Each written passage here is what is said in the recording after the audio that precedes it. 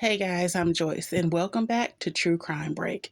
Now, listen, I get it. Good sex has made people do some strange things in their lifetime. It has broken up marriages and happy homes. It has cost people their jobs, their careers, their livelihood, and in some cases, even money. But in the case of Carla Hughes, she got so stigmatized that good sex had her out here committing murder.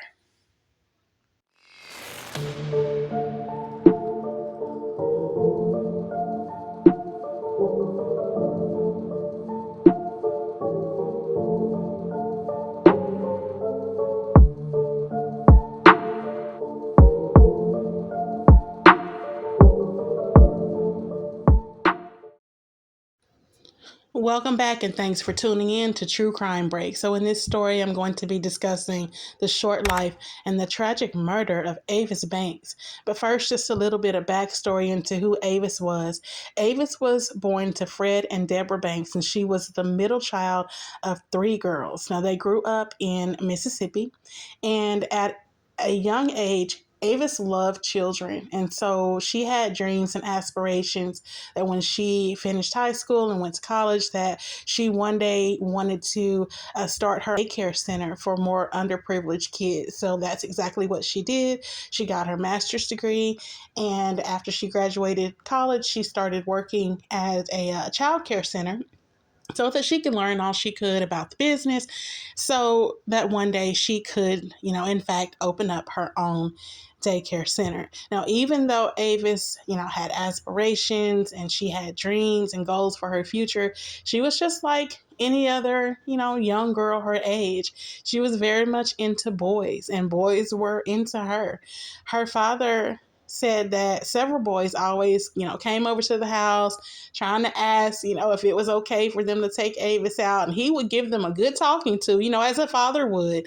And he said that after he would have a talk with these boys, they leave never to be seen again, because men know what other men and boys are thinking. So to speak, he ran them off once he saw that they weren't about anything, because this was his baby girl, his daughter. He was not about to just let her go out with any old anything. So around 2004, Avis and one of her sisters were at this Mexican restaurant, and that is where she met Keyon Pittman, who was working part time at the restaurant as a bartender.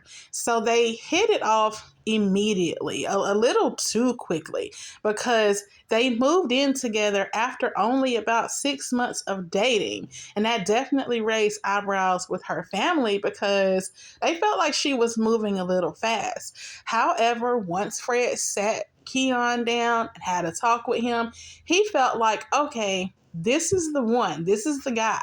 This is the man that I've been waiting to come along for Avis. He liked him. They hit it off. And he actually started referring to Keyon as the son that he didn't have because remember, all he had were the three girls. So he was very happy that Avis had found Keyon, and although he found they were moving, thought that they were moving a little fast, he was okay with it. He gave his blessing for them to have this relationship. So things were looking up, for Avis and Keyon. They immediately started planning a future together, which included them buying a home in the suburbs and moving in together. Now, again, their moving in together kind of didn't sit well with her family because while they were okay with her dating Keyon, they didn't think she was ready to be making such an important step moving in with them. But there was a secret that Avis was keeping from her family, at least initially. She had gotten pregnant by Keyon. And getting pregnant before she got married, she knew was going to be such a disappointment to her parents, especially her father. And eventually she did go ahead and she told her parents she had gotten pregnant out of wedlock. She had begged for her parents' forgiveness and eventually they granted her that. So she was hoping that they could, get back in good graces, get back to the close knit family that they once were. And how she planned to do that was to have the family over. She and Keyon were going to host their very first Christmas together, and she was hoping that that was going to bring the family back together and that everything would be okay.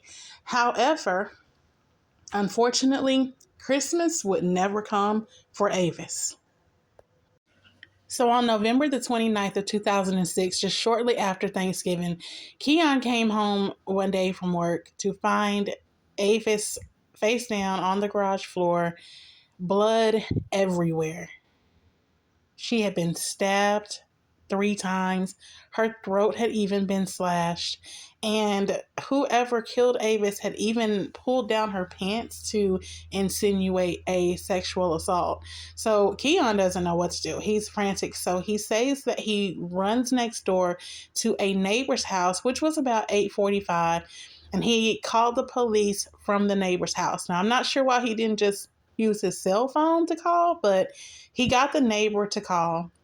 And then he ran back home, and he says that he kind of cradled Avis's head in his lap, and he just held her and sort of rocked her until the police got there. So the police got there to this gruesome, bloody scene. And I forgot to mention that in addition to all of the other injuries, she had also been shot once in the head. So it seemed to them like a very personal crime.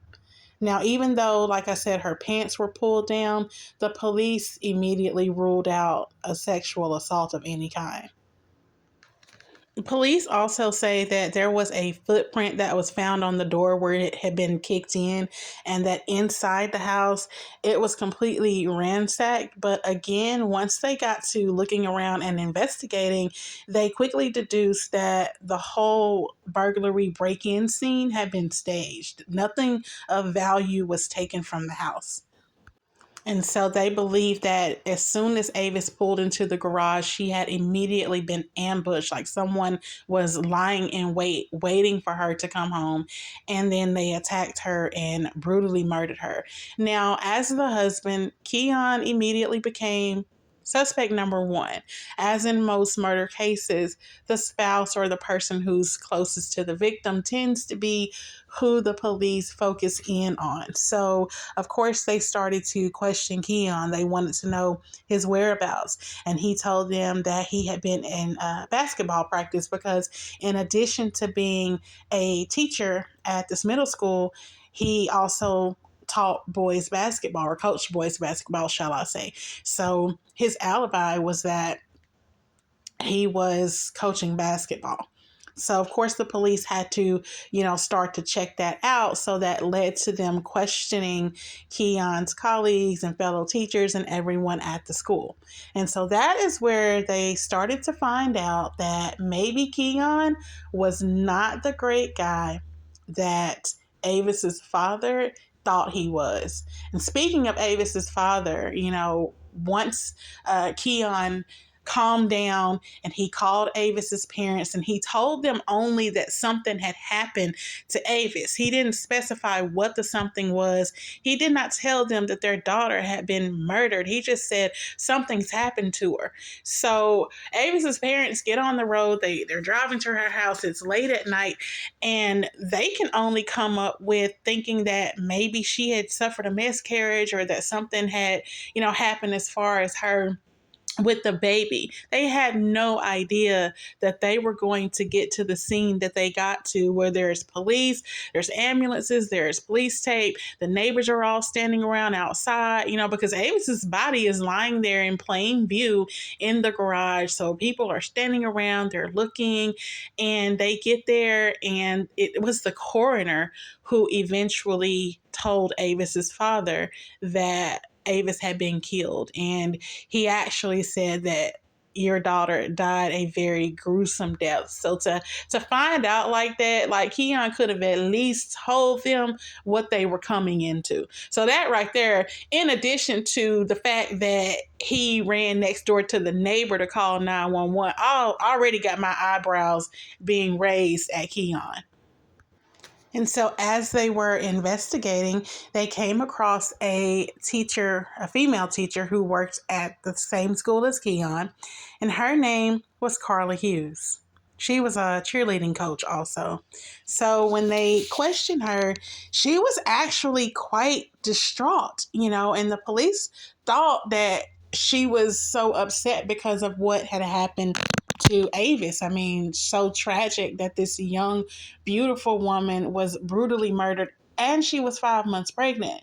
But come to find out, Carla was not at all concerned about Avis or her death or her baby. She was more concerned and distraught and upset for Keyon, who she said was initially just a very good friend of hers.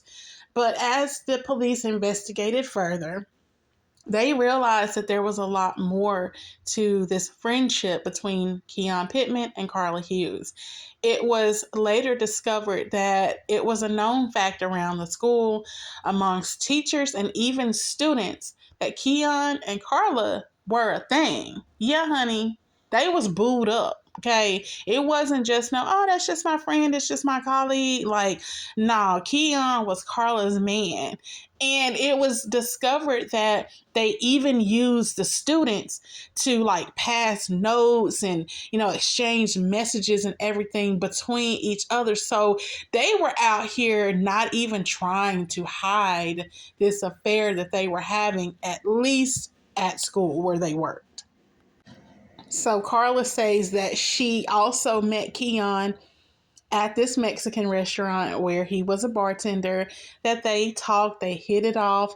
And while at first it may have been a friendship, eventually things turned sexual. They had quite a steamy little fling going on, okay? So she eventually had to admit to police, because they weren't going with the friend story. She eventually broke down and admitted that she and Keyon had been having this affair. Then she tried to play it off like, oh, Avis even knew about me. I was keeping a motorcycle over there at their house, and I've called a few times while Keon's been on the phone with her, and, she knew all about me. And I'm sitting up here like, girl, who you think you lying to? This was a good, sweet, wholesome Christian girl who was pregnant to this man. I highly doubt you are not going to make me believe that she knew and was perfectly okay with her husband out screwing around with another woman. You're not going to make me believe that, and the police weren't buying it either. So now at this point, the police feel that both Carla and Keyon are just playing in their faces. They lying, they keeping secrets, but they didn't have any physical evidence tying either one of them to Avis's murder. And on top of that, as they dug more into Keyon's, excuse about coaching a basketball game, they realized that he was telling the truth. The cell phone towers did not, ping his phone as being anywhere near the vicinity of his and Avis's home at the time of her death. He was, in fact, at the school. Now, Carla, on the other hand, her cell phone, she had initially told, police she was at home during 5:30 and 6, which is around the time that they thought Avis was, killed. And cell phone towers revealed, in the words of Mari, lie detector said that was a lie. Her cell phone dinged right around Avis's and Keyon's neighborhood. Now, they decided to do a little bit more digging, so they started questioning Carla's friends, family, anybody that could tell them, anything about Carla, and they came across a cousin of hers by the name of Patrick Nash. Now, he says that Carla had come to him about a week or so before Avis's death, and she asked if she could borrow some weapons from him for protection. And so he gave her a hunting knife and a 38 revolver that was fully loaded. Okay. And he believed her when she said that she needed the weapons for protection. I mean, she was a beautiful woman. Carla was actually a beauty queen. She was a beautiful woman. And so, yeah, he gave them to her thinking it was for protection. And once police, got a hold of that story and they got the gun, because Carla had returned the weapons back to her cousin about a week or so now after Avis's death. And he said that he didn't really think much about it until he started seeing, the story about Avis's murder and everything, hear about it on the news, people talking. And that's when he realized, wait a minute, my cousin came and got these weapons from me. And then she returned them back to me. And he also says that when she returned the gun back, it was empty. When he gave it to her, it was fully loaded. When she returned it back, there were no bullets in the gun. And he also said that Carla was crying, like she was distraught or extremely sad when she brought these weapons back to him. So he gave the gun to the police. They tested it, and ballistics determined that it was, in fact, the gun that was used to murder Avis. Remember, in addition to all of the horrific stab wounds and everything, she had also been executed and shot in the head. So the gun matched, and they realized that Carla, 9 times out of 10, had something to do with Avis's murder. Although they do believe, still, they thought at the time that Keyon was also in on it too. Maybe he had put her up to it. So now police really feel at this point that Carla definitely has something to do with the murder. So they go over to her house and they tell her that they want to, look inside the house to see if they could maybe see if there was anything else tying her, anything physical tying her to Avis's death. And again, they hit pay dirt. So remember when police initially arrived at the crime scene at Avis's house, they had found that the door had been kicked in and there was a footprint on the door from where the killer had, kicked in the door to go in and stage the house to make it look like a burglary. Well, those shoes were found in Carla's closet with blood on them. And once they tested the shoes, the footprints matched perfectly to the footprint that was found on the door frame at Keyon and Avis's house on the night that she was killed. So Carla, girlfriend, you got some explaining to do. But as far as police were concerned, there were no more explanations or anything Carla had to say that they were interested in hearing. They arrested her and charged her with Carla's murder. After several days of testimony in October of 2009, a jury deliberated for only 8 hours before they found Carla guilty of 2 counts of capital murder, one for Avis and one for her unborn baby. Now, during the sentencing phase, Carla's father got up and he addressed the jury. He basically, pleaded with the jury to spare Carla's life, his daughter's life, and not give her the death penalty. And he described her as being a very kind person who had just been so kind to people. And I understand that that was his daughter, but kind people do not go around executing and murdering people in the manner that she did, especially a pregnant woman, and especially over a man who did not want her anyway. But now, even though I felt like she deserved it, a part of me felt just a little sorry for her. There's a part of me that feels sorry for both her and Avis. I feel like Keyon played them both. Speaking of Keyon, his little egg-headed self, he wasn't even a cute man. I don't know what either woman found attractive in him, but he went on about his business, while his pregnant fiance's life is taken and his mistress is about to go to prison. He went on about his business, found him another woman to get married to, and he just didn't have a care in the world. Which is why at Avis's funeral, Avis's sisters was about to whoop his ass, and I was all for it. I mean, he had the audacity to show up there trying to cry and this, that, and the other, when really, if he could have just kept his dick in his pants, none of that would have happened. And Avis's sisters felt like, how dare you show up to our sister's funeral with your cheating, trifling ass, the reason why she's gone. Like, one of the sisters was about to jump him, and her husband had to grab her to keep her from jumping on Keyon.